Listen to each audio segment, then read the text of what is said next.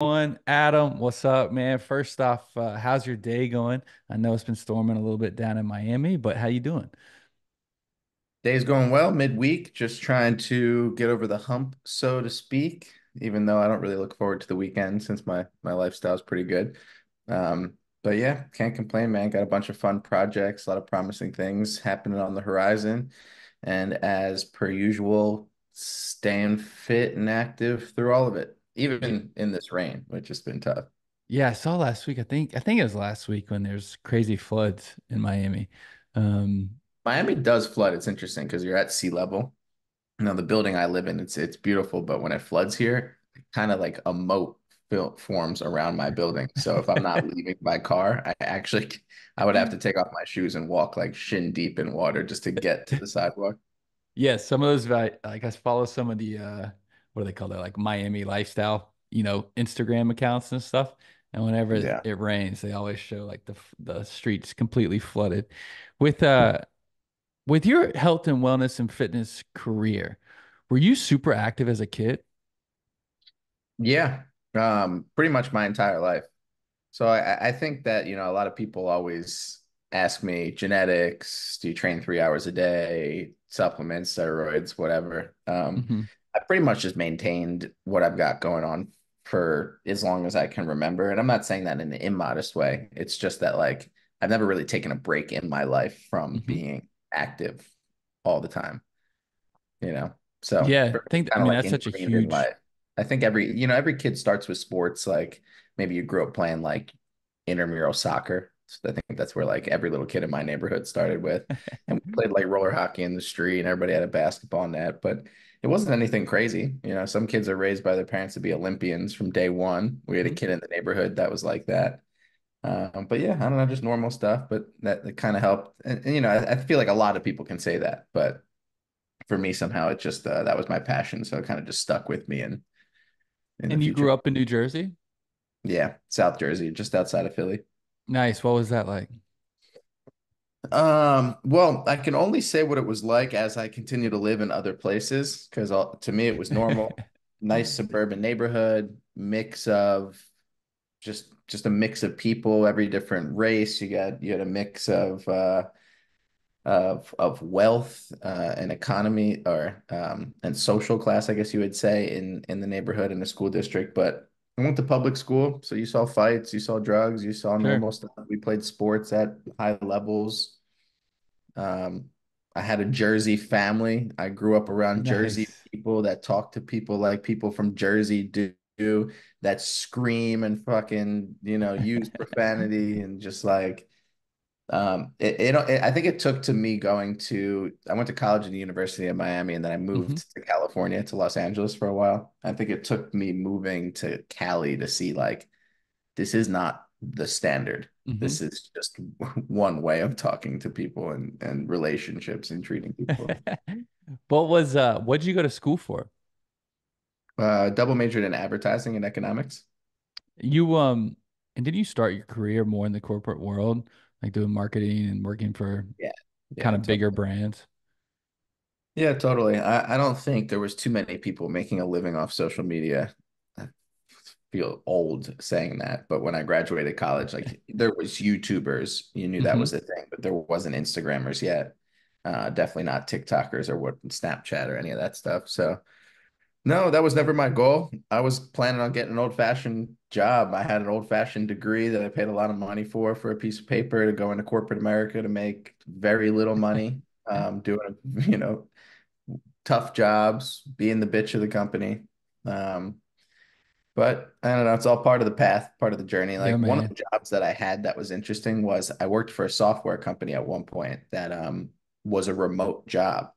Now, I say this now, everybody's remote these days, Hmm. but before COVID, if you had a remote job, you were unique. That's what Yeah, everybody definitely. wanted, to be able to travel the world, live remotely. So I kind of had that before COVID, and then so I got to kind of like live the life, I guess. And then past COVID, things changed, and whatever, we are here now. But yeah, no, corporate wasn't so bad. I worked for a lot of cool companies. Had a lot Yeah, I of mean, but did you start your entrepreneurial journey when you moved to LA? When did that switch happen? Yeah, so I went to college, University of Miami, graduated. I did an internship for one of the biggest ad agencies down here in Miami because that's where like my degree was aligned for. I Hmm. realized I didn't like that life. And I didn't want to live in Miami. You know, in college in Miami, you go to all the clubs, you do all the parties, do you do what college kids do. Now I got like a big boy job. I'm going to this internship, this big agency, but I'm still getting calls on Wednesdays to go to the club. I'm like, but and you know, you go to the club in Miami like 1 o'clock in the morning, you're out till 4 or 5. I'm Definitely. like, I can't go to the club on a Wednesday. I got things to do. Hmm. How does nobody in this city have anything to do, but everybody has money? That doesn't make sense. Everybody has money and nobody works. And I started to realize the majority of Miami is just perspective, or I guess perception, right? And the perception is exactly that. And the reason is you just have so many tourists here. You have so much Hmm. international money that there's always people at the club spending money. And if you're in that scene, yeah, it's just unrealistic. So I just needed to get out. So I moved to LA. I had some my roommates throughout college were from LA, so I always kind of had that on the map. Grew up watching Rocket Power, kind of always planned on Nice. now making it to the Cali shores, you That's a know. great show, man. Dude, it was great. So yeah, Grab your skateboard and go cruising down the boardwalk or oh something. yeah, dude. And I had never skateboarded before, and I'm like, 23, living in California by a skateboard. I'm terrible at it, but like I'm doing it. And Cali, Santa Monica, Venice is the craziest beach path to skateboard or rollerblade down or bike ride down. So that was a vibe. What was your what was your exercise routine then? Then when, like 10 years ago, I guess? Yeah, say 10 years ago. And maybe you were on like the full calisthenics journey then, but like what was your kind of like routine? Did you have a morning routine? Did you have an exercise routine? How many days a Yeah, it's a week good was it? question. That's a good question. I think everybody always asks, like, what is it now? But what was it then? Then I was coming off of high school football. Hmm. Everything in my life was revolving around football. I was a wide receiver. We trained for speed and performance and explosiveness, but we also lifted heavy weights, but never Hmm. to get huge, right? I did all of those workouts in college. I didn't know any other workouts than my football workouts. That's what I did in college. And I Yeah. played a lot of sports in college. After college, I found calisthenics right around the time that I moved to LA. I started doing muscle ups, maybe Hmm. like a little bit of handstands. When I got to LA, I was broke, man, and I had I didn't have a job yet. Um, and I was just trying to figure out how to get by. And in the meantime, I needed a gym membership because the one thing that I wasn't going to miss was being able to work out. It's how you stay sure physically strong, Hmm. but also mentally clear, focused enough to be able to go get a job and do those things. Definitely. And LA Fitness in the city of LA is the worst is the worst gym possible. LA Fitness and other places is what it is. In LA, it is terrible. I mean, they have a pull-up bar and your head goes through the drywall like every single time because they have those tile ceilings.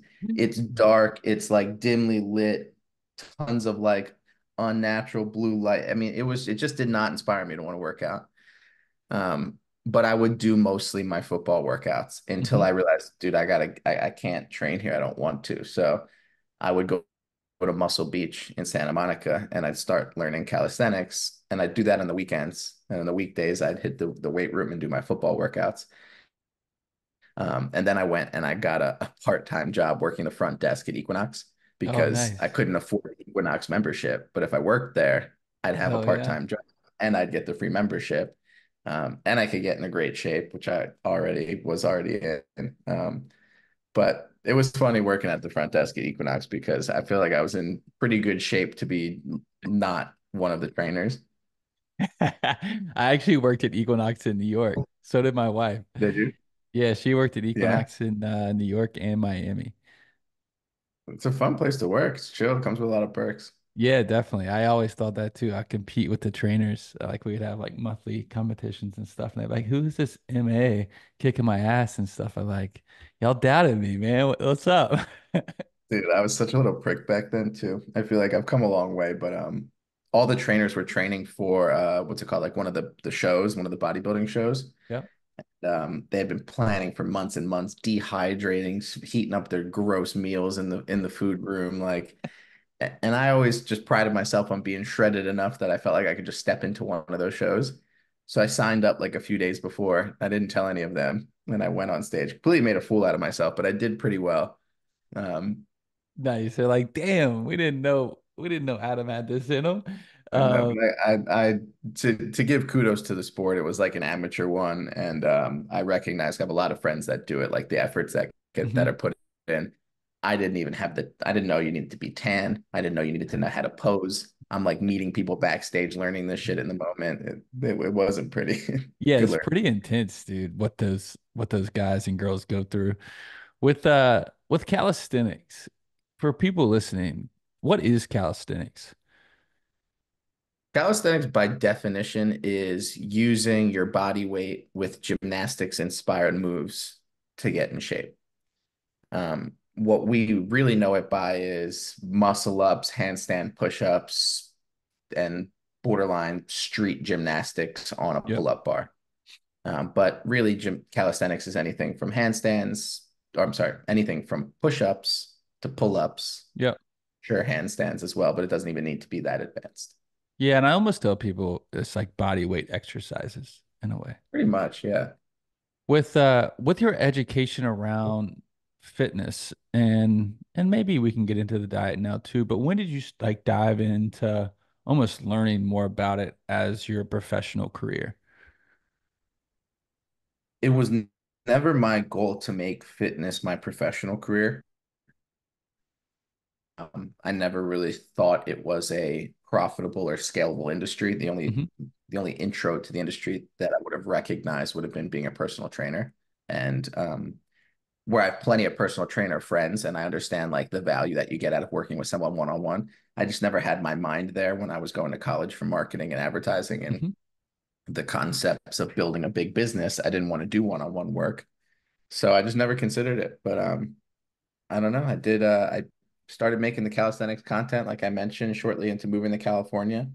Did it for fun for a few years. It was how the calisthenics community was growing because this was Hmm. like pre-social media. People did this, but it hadn't become like a sport or a thing yet. And it was happening at that time.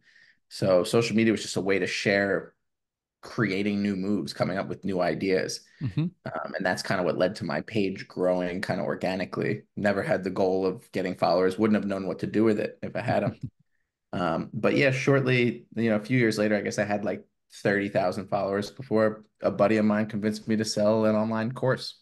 And this is way before every single person on the planet had an online course. Yeah. So I made an online course.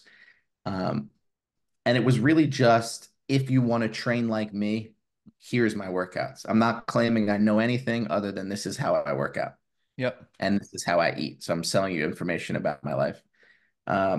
Since then, because I've been doing it for 7 years, it's forced a lot of information on me. Since everybody's making social media content, you can follow the pages, you can learn from the people, you can validate things with articles.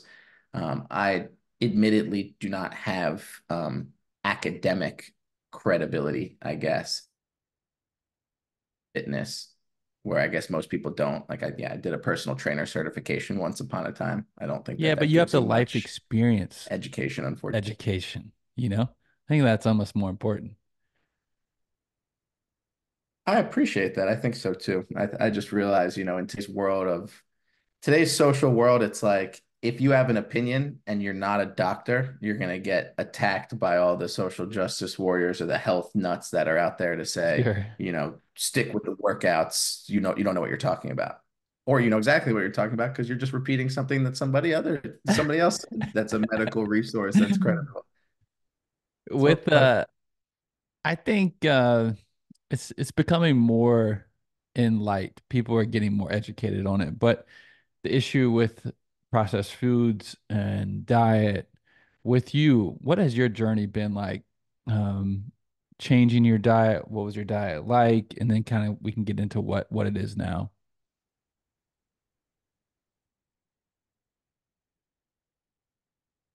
I lost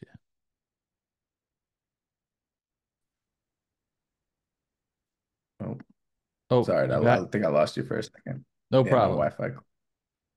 No Yeah, worries. so that was a good question. I've always been active, so I've always had a good balanced BMI.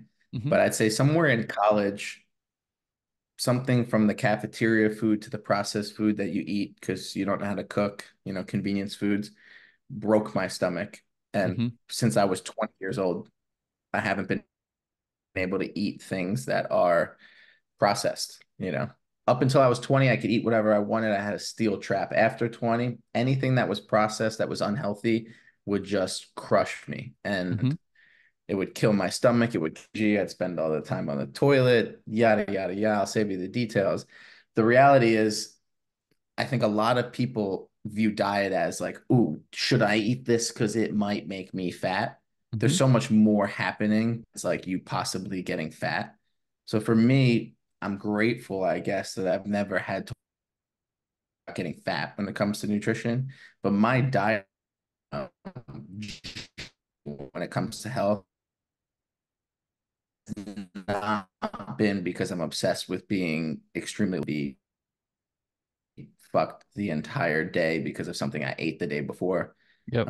So that's my journey. I think a lot of people don't realize that, and I get a lot of scrutiny. Obviously, the assumptions are never eat a carb, I never eat dessert. My life must be such a struggle, and I'm doing all of this because I'm so obsessed with the mirror. I never started working out for the mirror. It was for sports. I never started eating healthy for abs. It was because, yeah, details in the bathroom we don't need to put Yeah. out there. What I realized is it's interesting. You said a lot of people are starting to realize the problems with processed foods. They are, but there's a system that's kind of set up for you to fail. Go to a doctor, a gastroenterological issues, and you tell them, my bowels are inflamed. They Hmm. they hurt. I'm uncomfortable. The doctor says, sounds like you have irritable bowel syndrome. Well, now he's just given you a medical diagnosis for something that you came in and you told him. I told the doctor I have irritated bowels. He said, sounds like irritated bowel syndrome. That's not an answer. That's you telling me I was born broken and there's nothing we can do. I'm the victim. So I might as well just feel sorry for myself. Dude, you know why people have IBS? 50% of America is morbidly obese. Why do so many people have IBS? I mean, other than a few with maybe some food insensitive allergies, which shouldn't be deemed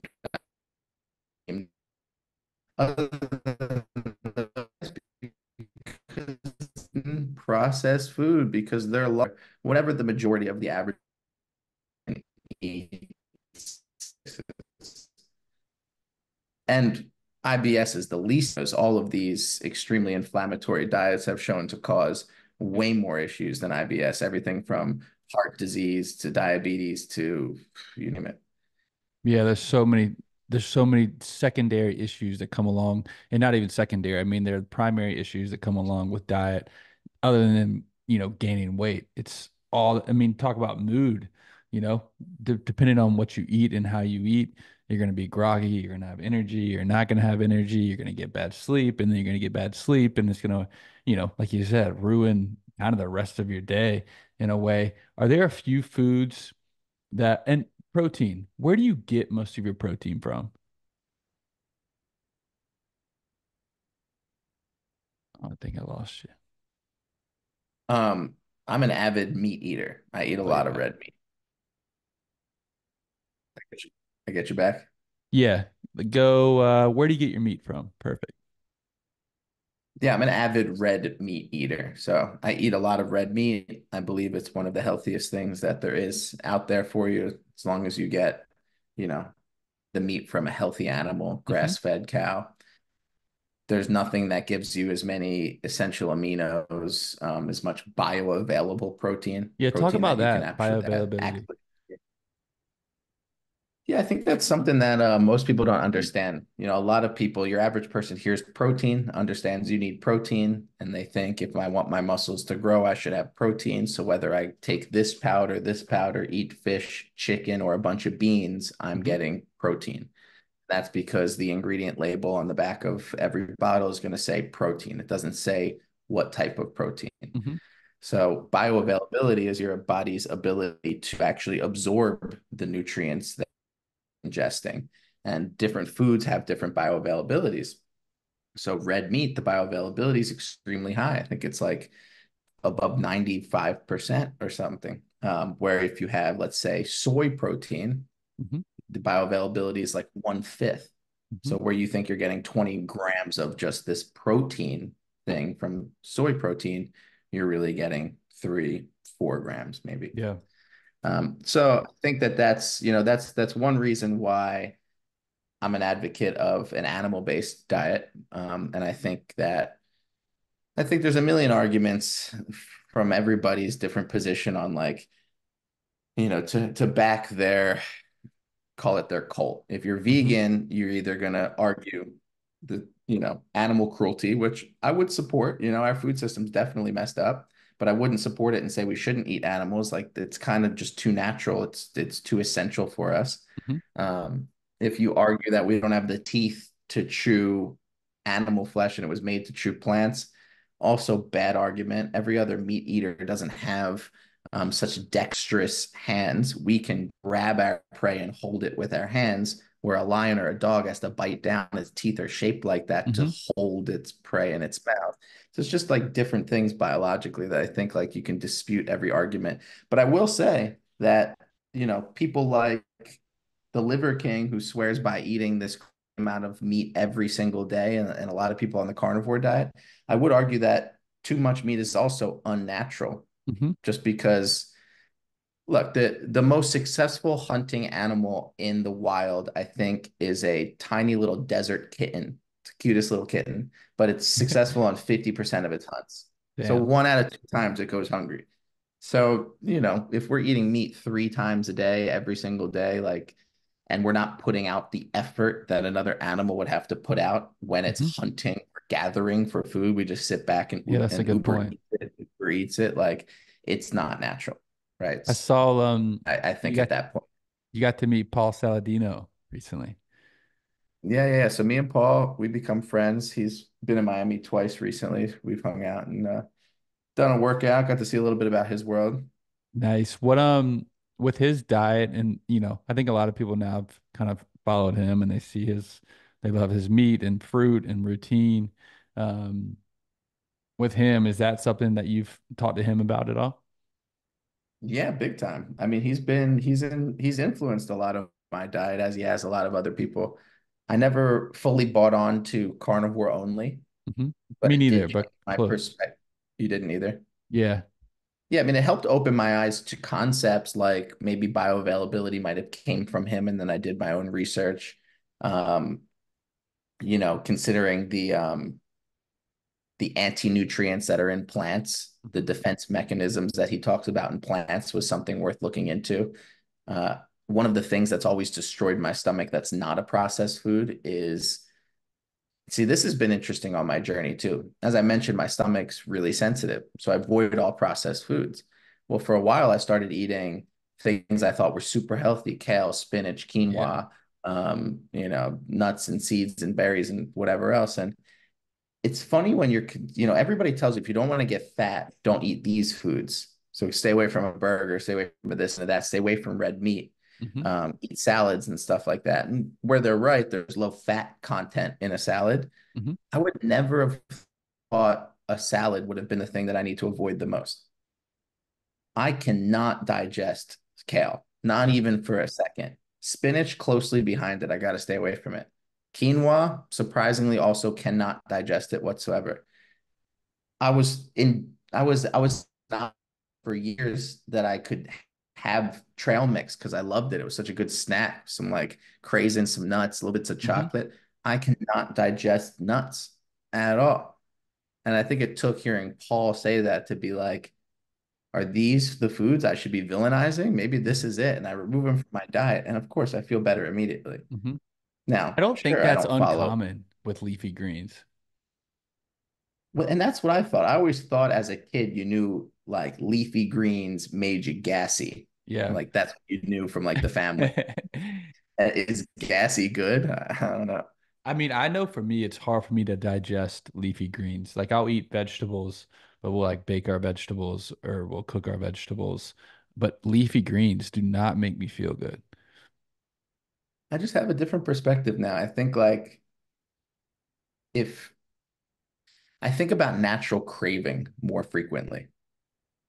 If you came across broccoli growing out of the ground, do you really walk by that and say, "Ooh, wait a second, guys, let me harvest this broccoli. This will make a great treat later." Like, probably not, because broccoli growing out of the ground looks like any plant growing out of the ground if I walk down the street in Yep. Florida. There's a million different grasses and shrubs and weeds and things that like look as off-putting as broccoli. I used to love broccoli. Steam it, get it in some teriyaki sauce, all the little, little bristles collect all the juice. It tastes so good. Yeah, because it holds all the sauce like a sponge without anything. Steamed broccoli, just nothing. I know there's some people that like it, but for me, that's disgusting. What Doesn't have to be natural, like, and I think this is one of the things that again Paul brought it my attention to is a plant doesn't want you to eat its leaves, Mhm. its stems, its roots. You have no natural craving for a bowl of salad with no dressing on it. But fruit, yeah, the reason we Hell have such yeah. a natural craving that fruit is like nature's candy is because that tree and nature wants us to eat that fruit, swallow that seed, poop it out, fertilize it, and that plant gets to grow. That makes so much sense. I've always loved fruit, dude. It's like my favorite food on the planet. What when do you how much fruit do you incorporate in your diet? Probably not a ton, but a good amount. Um, but here's where people get confused. I say I don't eat vegetables, and for the most part, I don't, minus onions, because I think they taste great with meat. But I don't eat vegetables. I eat a lot of fruit, but I eat fruits that people think are vegetables. I eat zucchini, I eat squash, I eat Oh yeah. avocado, um, I eat bell peppers. These Mhm. are all fruits, surprisingly enough. But as for like fruit, sweet fruits, if that's your question, I do fruit smoothies all the time. So generally pretty frequently. Do you try and stay all organic? Yeah, as much as I can. What what's your take on eliminating seed oils from your diet? Dude, fuck seed oils. Yeah, they're crazy, aren't they? I don't know if we talked about not cursing on your podcast, No, but you can curse, definitely. yeah, I gotta get strong on some points. Yeah, I think I love the war on seed oils. I love the people standing up to seed oils. I Mhm. don't understand anybody who defends it, and there's so many people that will defend it, and I don't know why. It is so far from anything natural in the world. Like if you want to defend broccoli against my previous argument, go right ahead. That's fine. I've eaten my broccoli and I'll eat it again. But seed oils, like, can you make that at home? Hell Even if you no. wanted to process it yourself, it's so far from like nature. It comes from the worst part is they come from like canola oil. It comes from like the Mhm. canola or the rapeseed plant. Do people know what this looks like? Like if you get olive oil, at least olive looks squeeze it, you see the juices, the oils in it, right? This comes from the dingiest little flower. I got flour sitting up here on my countertop right now. Like that is a thick flower. The flower it comes from is this little tiny looking daisy thing. And the process it has to go through to create seed oil is insane. And it was originally invented to be engine lubricant. Like you could It's extract some sort of crazy. vegetable oil that would lube a machine. But because it came from a plant and it has some omega balance of threes to sixes that the health world tried to convince us was healthy, it's fucking everywhere. Dude, It it's is. That's fucking the thing, dude. everywhere. In all the restaurants, I mean, all any processed food, it's the one they use. But the biggest thing is like eating out. All the restaurants use shitty oils. I have to be a nut about it because like my dad had frozen fried rice he was going to make from Trader Joe's. Fried rice, vegetables and rice. I'm thinking, all right, well, like I'm like, why didn't we make it from scratch? But all right, this is easy. Look at the ingredients, canola oil in it. Why? Don't even know why. I bought pesto the other day, pre-made pesto from the supermarket. Pesto is only pesto if it's olive oil. Call it something else if it's not olive oil. But I've been buying it for years, not realizing I finally looked at the ingredients. It's canola oil. The whole thing's canola oil. Half the olive oil in America is not even olive oil. It's cut with canola oil. Yeah, it's crazy. Do you, when you go out to eat, are you asking the waitress, the waiter, Certain places, yeah. Like if I'm going out for breakfast, 1,000%, I ask them to use butter and not canola oil. Yeah, butter's a great option. One, because dude, with eggs, it just tastes so much better. I don't want my eggs Yeah. fried in any oil. That just sounds gross. I mentioned Uh, earlier how I think diet and nutrition is becoming more aware by individuals, but I still think the seed oil thing, nobody really knows unless you're paying attention. Like I'll tell some of no, my friends are like, what the hell is a seed oil? I'm like, y'all are crazy. yeah, nobody knows, man. I mean, and every industrial kitchen's using it. It's funny because I used to blame America, but you go around the world now and it's Really? used significant amounts everywhere. Like you used to think like Italy would preserve the olive oil and they'll Hmm. just if they're cooking in a big kitchen, they're using canola oil, they're Yeah. using spray, they're using the mystery bottle with the Is that yellow because thing. it's cheaper and just more available? Yeah, well, it's cheaper and it has a higher smoke point. Oh yeah, So that's when you're true. frying things on a grill, like technically olive oil would also be um it would release carcinogens if you Hmm. heat it to that degree. So you would argue it's not as healthy. I still think it'd be healthier than heating canola oil, but I Yeah, guess totally. I don't know to that degree. But that's the problem is if you want to cook something fast, a lot of kitchens want to cook fast, so they use a lot Hmm. of high heat. They need something like that. Um, the alternative would be tallow, which is a lot more expensive. Um, but it's also like, like I went to a buffet line for an omelet station on a cruise however many years ago. And what do? Well, they have a pan.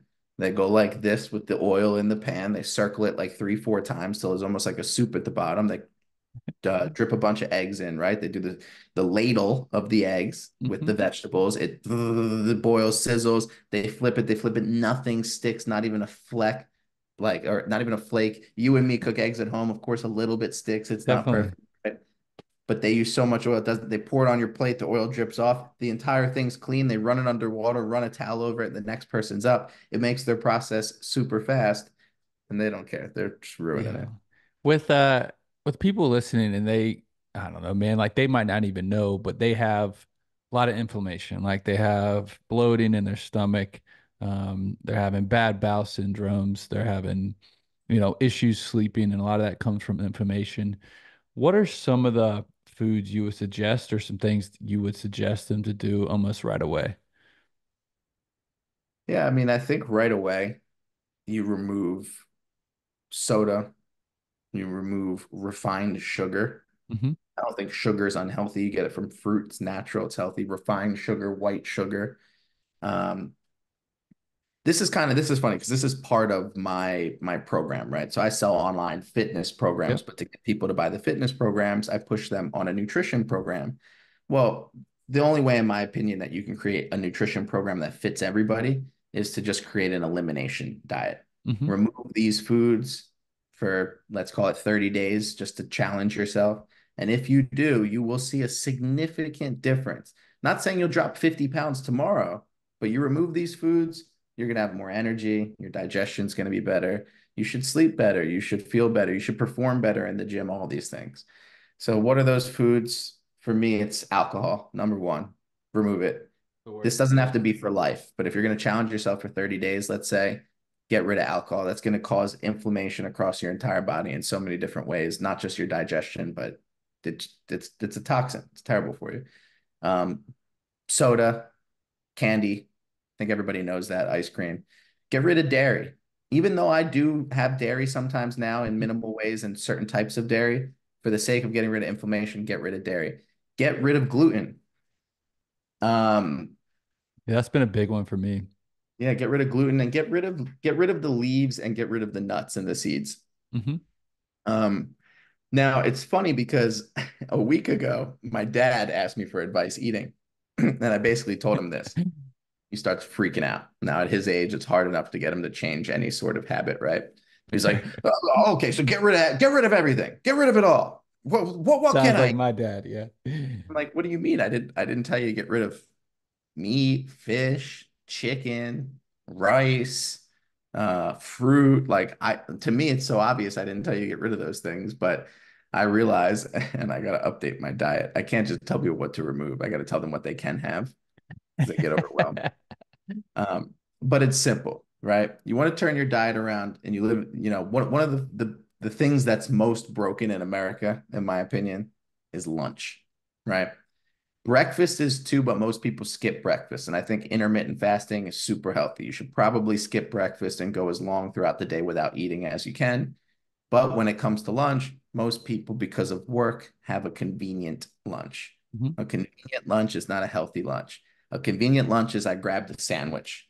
A convenient lunch is I grabbed a salad. Hmm. Salad has no nutrition, and the salad dressing sure could be bad for you, whatever, but there's just really nothing there for you. Um, the sandwich is 80% bread, white refined processed flour, not good for you and inflammatory, plus some processed lunch meat and maybe a slice or two of cheese and some sauce. It's just terrible for you, right?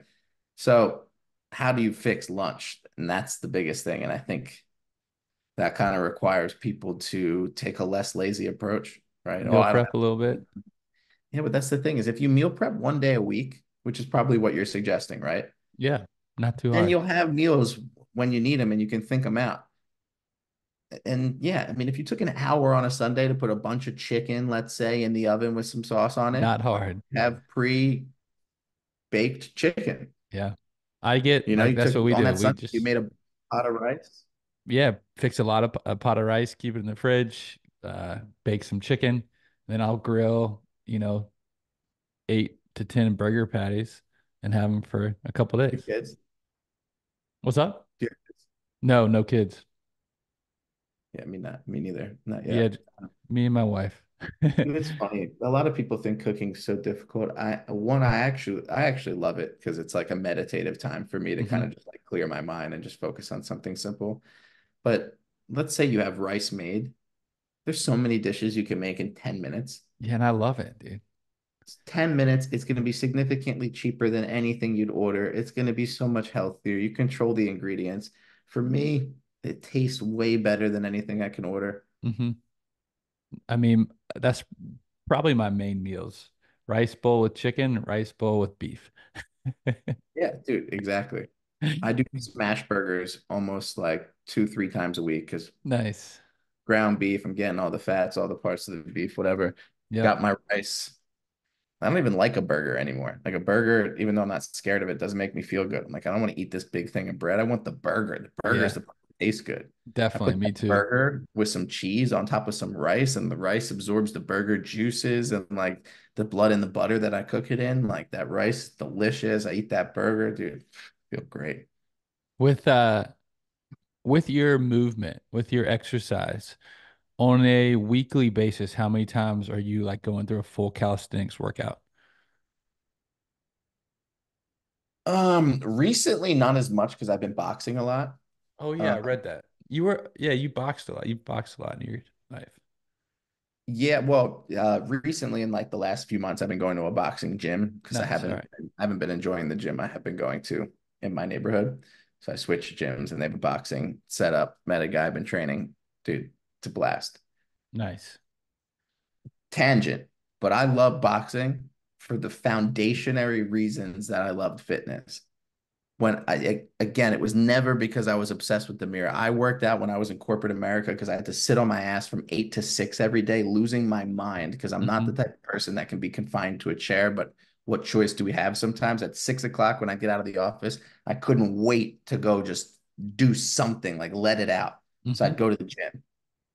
The gym's limiting, but like, if the gym had a basketball court, I'd pass on working out every time I go play basketball. Yeah, I feel you. So like boxing, like I'll pass on calisthenics workouts every time to go box if it gives me that release. Like it's Mhm. just so fun.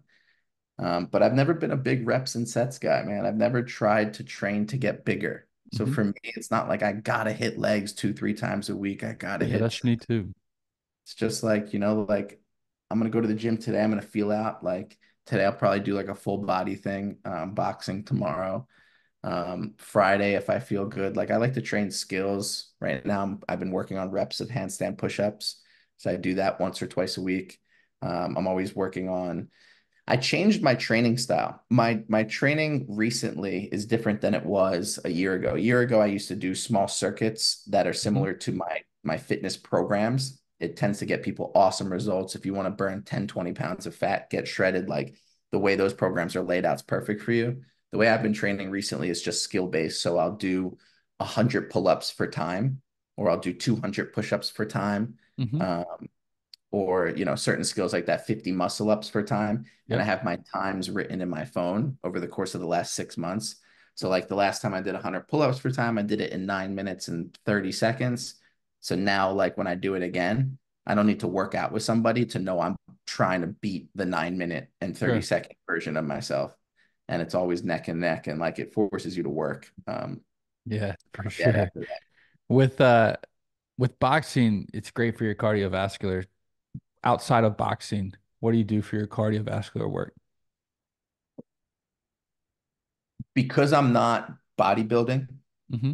because my calisthenics is normally set up in circuits, you're getting a ton of Yeah, you are. cardio while training calisthenics. And because it puts a strain on the entire body as opposed to just working like, curls just hit the biceps. But if you're doing Hmm. a pull up, your whole body's strained. It definitely hits you harder.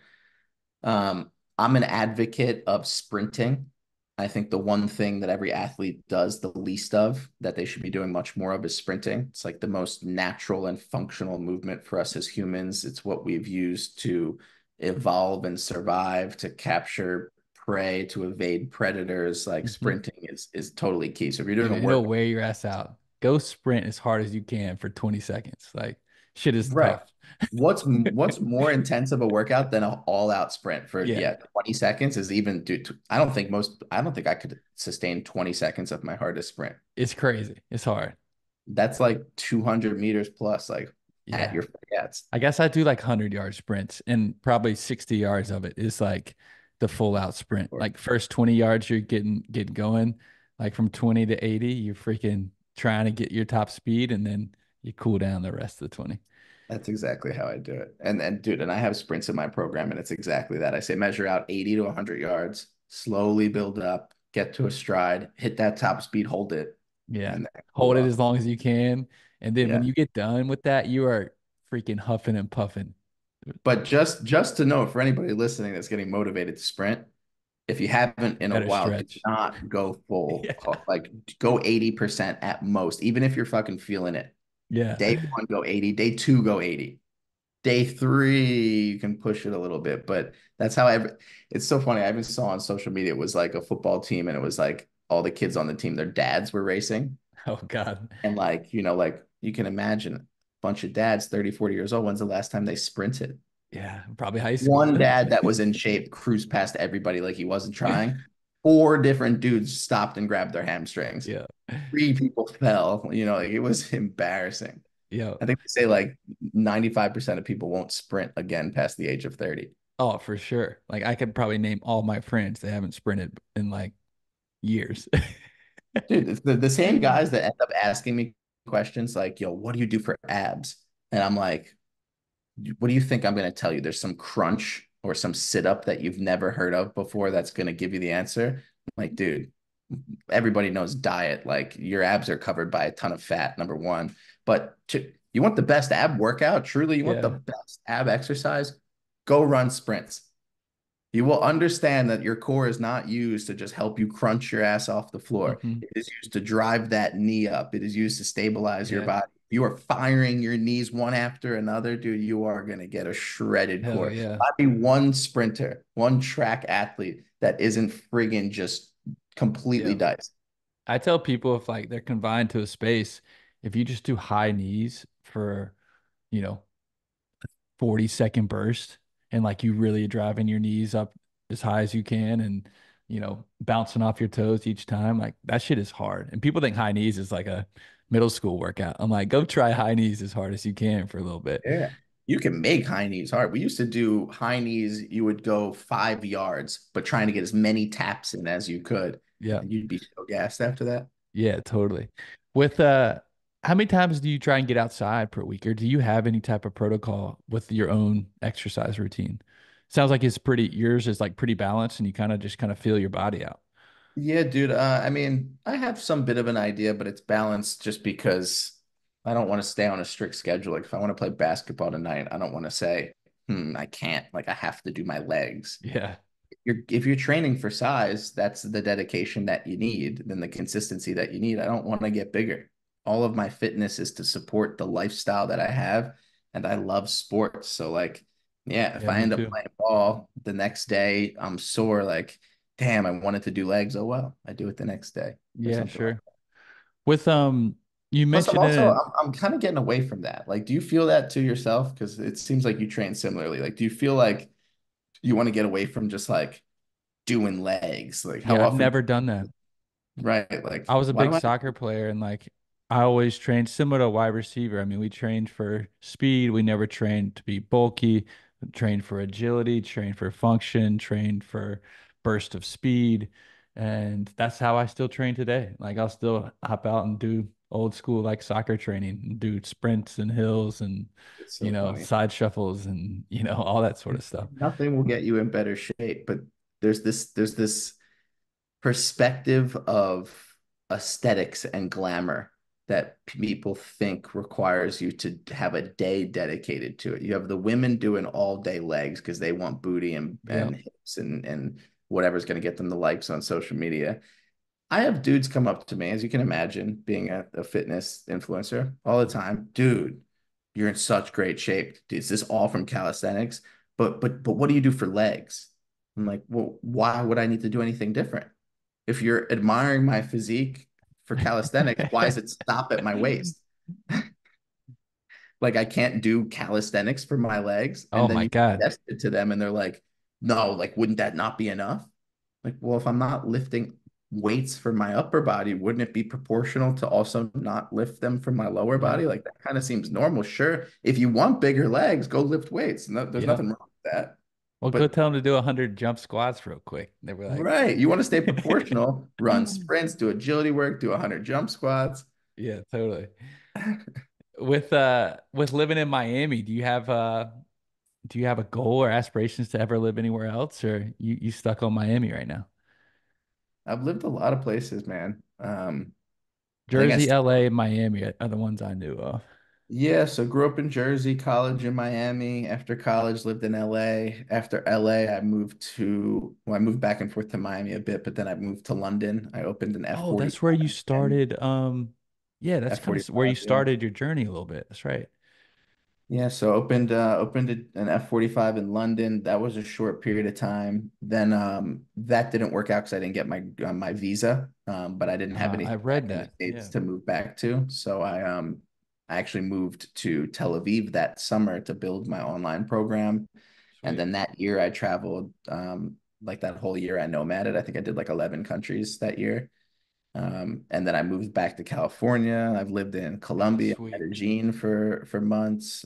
I lived in Barcelona for months. And Um, you've done that all while like running your calisthenics and like exercise programs. yeah, and some other things as well. I know you built it says like a number of businesses. Yeah. Very cool. Well, last thing, people listening, like you said, they always ask you, what can you do? What can you do? And I think a lot of it is more around like mindset and just like getting the dedication to change up your routine and actually go to the gym or go to the field or look into changing your diet. Is there a thing that you kind of can tell people that, hey, I'm looking to get in better shape or I feel like shit, like what should I start? Like what's kind of your like jump start model Yeah, I you tell mean, people? listen, if you want to get in better shape, if you're tired of settling, if you're not confident looking at your body, if you don't feel healthy, I think there's a million things that I could tell you. Like, I definitely have the recipe of what you need to do physically. But I think that the biggest problem for all of those people, because look, my program is going to work 99% of the time. But the reason 99% of the people who buy it don't see results is because they don't do it. Most Hmm. people fall off. So, sure, Definitely. I can tell all the people that you're referring to what to do. But I think it's more important to figure out why to do instead of what to do, why to do. Hmm. Like, why do you want to get healthier? Not just so you look better in front of the mirror and this and that, and like roll your eyes. It's like really, really, you need to dig in and figure out like why, like what's important to you. Do you feel like truly deep down inside you're trending towards being much unhealthier as you get older? You see the older version of yourself and it terrifies you. You Yeah. consider kids or grandkids and not being able to pick them up or play with them or be around for them. If there's things like that that you can start to dig out, then you can really focus on that. And then, sure, I can give you the recipe Sure. for what to do. Because what to do is not become a maniac, train 3 hours a day, nothing that makes you happy. Like you don't have to do all that stuff. You can have the balance, Yep. but you definitely need to spend a short period of time dedicating. Like, the reason I have a 30-day program is not because I'm saying change your life to this tomorrow and live like this forever. Hmm. I'm just saying for 30 days, let's change your habits. Yeah, let's And try it. if you start these habits, if you do these habits, so that's probably your answer. Your answer is figure out your why and then build new habits. Yep. And you don't have to do them all at once. If your new habit is work out 3 days a week, first thing in the morning, and you just keep doing that, eventually you're going to need it. You're not going to feel burdened by it. You're going to need it. Just like I Yeah. need to brush my teeth before bed or my mouth feels Hmm. weird. It's psychological. So if you build those habits, it becomes ingrained in your life and it becomes so much easier. And then it's not a burden. And Yep. dude, health and fitness shouldn't be a burden. To guys like you and me, it's not. Like I know how I feel if I eat the shitty meal and I don't work out. So I want to because I want to feel good. And the one thing that I say, and I say this in a lot of my content, is your body is the vessel in which you get to experience this journey of life. Hmm. And if why would you want a broke down minivan, that gets low miles per gallon, that's, likely to get a flat or to break down or whatever is metaphorical to injuries or disease or being out of shape versus something that's high performance that gets you Yep. tons of miles per gallon that can take the kids and the family around and spend all day. And Yeah, again, the metaphor totally. being healthier. Right. And I think like you said, if people in the why for people, it's like you want to live longer. You want to be there for your kids. You want to walk your daughter down the aisle. Like these are huge things that you should want to be there for. And if you're unhealthy and you're not able to do them, like if your life is trending in that direction, then you might not be there for them. And I do like the idea sometimes that exercise kind of helps kickstart all those habits. Like if you exercise, you're going to want to eat healthier. If you exercise, you're going to sleep a little bit better. If you exercise, you're really going to be in a better mood, so your relationships are going to be better. So it's kind of crazy if somebody just, like you said, spent 30 days with your program, next thing you know, it's going to transform their life. I'm gonna have all your links and stuff in the show notes. But Cool. if people do want to work with you and kind of find you, where can they find you? Yeah, you can find me on social. My Instagram's at Adam_Frater, YouTube. I think it's also probably Adam Frater. There's a lot of tutorial videos on YouTube for learning Hmm. calisthenics. Instagram, I'm taking kind of a creative break from, but that's the short form, exciting content, probably less value than what you get in longer form. I did But see, no, sorry, keep going. yeah, I was just gonna say something to what you said. You said, you kept putting exercise first in your previous example, and I think that's where a lot of people they miss out. They don't understand. They think like I'm going to get my life to a point where I want to exercise. Hmm. Once I'm at this job long enough, once I save up enough money, once I get a girlfriend, once I do whatever, I'll start. If you start exercising first, it has nothing to do with looking good or feeling good. Well, it has everything to do with feeling good. It's nothing to do with looking good. It's Yep. just a hormonal thing, man. If you work out, you produce dopamine, you produce serotonin, the happy hormones that like just make you more fulfilled. Now take that more fulfilled version of yourself back to work, back to your relationships, back to any of the goals that you have, and you're gonna be more successful. Yep. So in the weirdest way, fitness will lead to money and fitness will lead to happiness and Happiness. fitness will Yeah. lead to relationships. That's the biggest thing I tell people is like they always ask like, how do you work out so much? I'm like, because I have to. I don't work out to like have bigger muscles. I work out because it makes me feel good.